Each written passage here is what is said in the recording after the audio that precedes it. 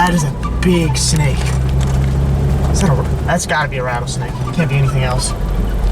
That's a big rattlesnake, yes!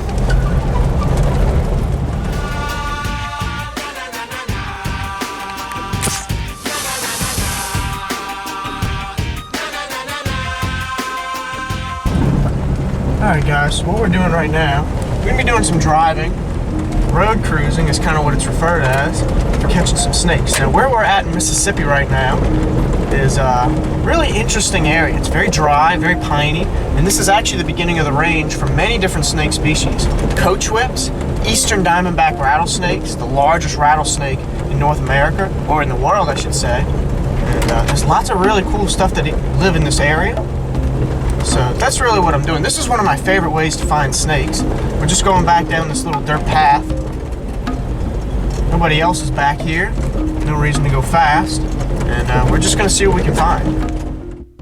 Throughout South Mississippi this time of year, many snakes can be seen crossing roads or open areas. So road cruising is a great way to find some. Here we go, it's a snake. I think it's a racer. Look, right there. I think it's either a racer or a rat snake.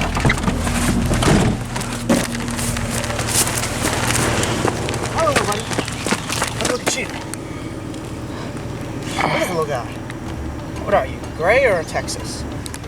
Yeah, this is definitely a juvenile Texas rat snake, and now I can tell it because he's got red in between the scales, he's got a darker color, some different patterns, but he's also got a red tongue.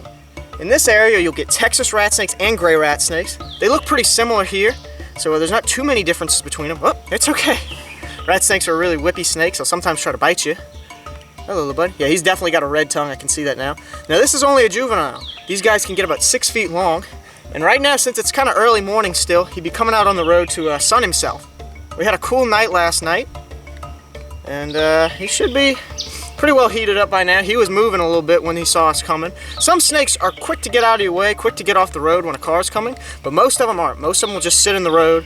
And that's why most cars just nail snakes. People that try to miss them, they look just like a stick. And most people don't try to miss snakes. Most people try to hit them. So oftentimes snakes like this get whacked unless they get off the road. Really good snake. Great snake to have around your barns and stuff. They eat rats and mice. They'll also eat lizards. And a nickname for these guys is the chicken snake. Not because they eat chickens, but because they'll eat eggs. And oftentimes you'll see these guys in your chicken coop. So definitely got to make sure there's enough mice and rats around for these guys. Otherwise they'll start eating eggs. Really cool snake to find out here. Definitely not what we're looking for, but really cool snake. Alright, see you, little buddy. Let's get you off the road. You get back up in there. Go catch some rats. Looks like they did some clearing in this area. Might be able to find a snake out and about here, fleeing the destruction. This is about what you normally see in areas like this. This region is actually the edge range of many animal species. Snakes that might be common in other parts of the country are extremely rare or even endangered here. Because a lot of the places that they live, their burrows get bulldozed, the trees that they live in get knocked down, logs get destroyed when they bulldoze like this, so it's not really the best situation for snakes in many areas like this, as well as other wildlife. You know, you got black bears that'll get moved out of areas like this, all the deer. The deer don't really mind as much as the other animals. I always like to check the temperatures, everything that's going around, you know, weather patterns and all that stuff to see what snakes are going to be moving around. That's more or less what I'm looking for right now is a rattlesnake on the move. You know, any other little snakes that we'll find here, obviously, but times for king snakes, rat snakes, water snakes, even copperheads and cottonmouths has kind of ended. And we've got a better chance of finding stuff moving around in this heat rather than coming on the road to heat up. There's a turtle! Please be a gopher tortoise. I think it's just a regular red-eared slider though. Come on. Come in.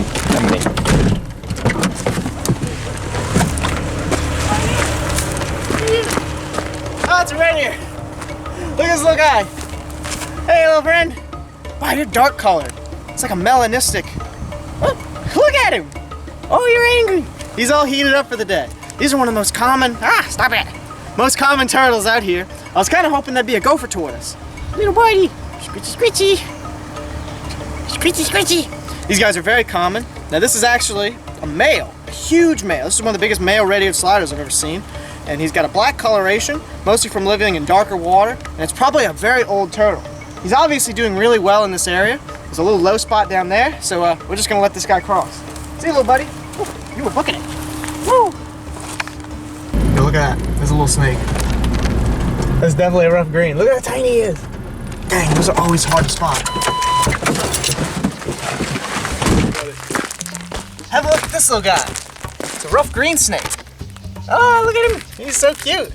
These are non-venomous species. I don't find these too often, so that's really cool to see. Look at his little face. Got a red tongue, green coloration. They got a vibrant green, and that kind of yellowish, whitish belly. They eat insects. They're actually insectivorous. Oh, he's got some mess ups on his scales there, but he looks healthy overall. Nice and fat. Catch lots of bugs out here. These guys will mostly spend their time in the grass in areas like this and actually under stuff. In many areas, these snakes live up in the trees and will only come down to either lay their eggs or when they get blown out of a tree. But in this area, they tend to live in the grass. They tend to live in all these low-hanging shrubs, and they tend to actually spend a lot more time under things, which is interesting. Now this one's not full grown. They get about 4 times the size, and they're a really long snake. Have a look at that. Long, whippy snake, and their tail is super strong. Look at that. You can pull up his whole body just off of his tail. Good thing he's not a venomous snake. And in fact, these guys will rarely even bite. So I'm in no danger whatsoever. Very friendly snake and very easy to pick up, but definitely still not what we're looking for, but I love finding these every time we see them. All right, we're gonna go ahead and put this little guy off the road. Here you go, bud. Back in the grass. A lot of times, snakes can be pretty hard to spot. They'll look like small sticks or other debris in the road. I always drive really slow, looking for baby snakes or other smaller species, but the bigger ones are really easy to spot. If there's one snake that's easy for me to identify at a glance, it's a massive rattlesnake. That is a big snake. That's gotta be a rattlesnake. It can't be anything else. That's a big rattlesnake, yes! I don't think it's a diamondback. It looks like a big canebrake. Hello, bud. What are you doing? Oh, you're rattling. What are you doing? Have a look at this guy. What are you doing? It's sunning. It's kind of early in the morning right now, so this snake will probably be a little bit cool. That's probably why he's not taking off from me right now, but he is rattling. Have a look at that. Whew. Easily a 5-foot rattlesnake right here. Big dark-colored one. They tend to be a bit darker the more north you go, but I have to guess he's a bit darker because he just went through these puddles here. Big, beautiful rattle, perfectly formed. I'm gonna bring us over into the shade here real quick, because this is a gorgeous snake. Really cool patterns. I could tell that this wasn't a diamondback based on the coloration more than the pattern, because diamondbacks tend to have this greenish coloration. It's okay. It's all right. Look at that rattle. Look at it going. That's incredible. Absolutely incredible. Come here, sweetie. I have to guess that this is a large, female canebrake rattlesnake. You're very well behaved. Oh my goodness. You're more well behaved than a lot of the rattlesnakes I've dealt with. Have a look at this. Alright, we're nice and shady now. Keep her nice and calm. You're not coiling up, you're not striking. Canebrake rattlesnakes. Oh, okay. And now she's not happy with me. Hello. Canebrake rattlesnakes are one of the most common species of rattlesnake out here. And this is a big one. I'd have to guess that this is a big female, and they'd be dropping their babies within the next month, so I'd have to guess that this is a gravid female. Now, it's very rare, but this species has been known to mix with the diamondback. There's at least 2 recorded incidents of people finding a mixed rattlesnake, which is a mix of a canebrake and a diamondback, which is interesting. Now, they're not too sure if they're sterile or all the other science behind that. I'm not 100% sure myself. I've read some of the studies, and it's a really cool snake, but that's something interesting that we could technically find here as a mix. It's okay. It's okay. Look at that rattle going. It's loud, guys. It's a loud rattle. Hello. She'll probably calm down within a couple of minutes. Big black tongue. Now out here, these snakes would mostly be eating rabbits, huge rats, and the occasional squirrel. A really cool study was done very recently about the timber rattlesnakes up north and how they would sit at the base of the trees facing the tree. And they wondered why they did that. And it's actually to hunt squirrels. They would smell to trees that had squirrels in them, and they would coil up at the base of the tree and wait for the squirrels to come down. And that was one of their main food sources in the areas that they hunted squirrels, which is really cool. Have a look at that. All right, she's settled down now. Obviously, I don't want to put a hand on her or anything like that because she's not happy with me, and she's in that position where she could strike.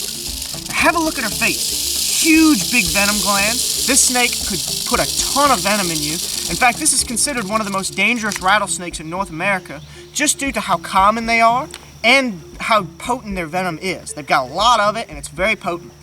Now, I say they have a lot of deaths to their name. These snakes aren't going around killing hundreds of people. It's very occasional, and we have very good treatment for their venom. But this snake isn't out to hurt people. This snake is doing just like what it was just doing, crossing the road, and it only is upset when it's messed with. If I were to grab this snake and it were to bite me, that would be 100% my fault. This snake is just living out here, nice and relaxed, doing what snakes normally do, crossing roads, heating up, eating rabbits and rats, and that's all they do all day long. Beautiful animal. It's okay, you're not going to stop rattling, are you? Beautiful, absolutely beautiful snake. Hello. Well guys, I think what we're going to go ahead and do is get this snake off the road and let it crawl back into these woods right here. Alright, see you, sweetie. Oh, it's okay. Alright, see you, sweetie. Back into the woods right here. Get off the road. Well guys, that's all for this video. We really hope you enjoyed. If you did, consider subscribing and liking this video. They take a lot of hard work to make, and we'll see you guys next time.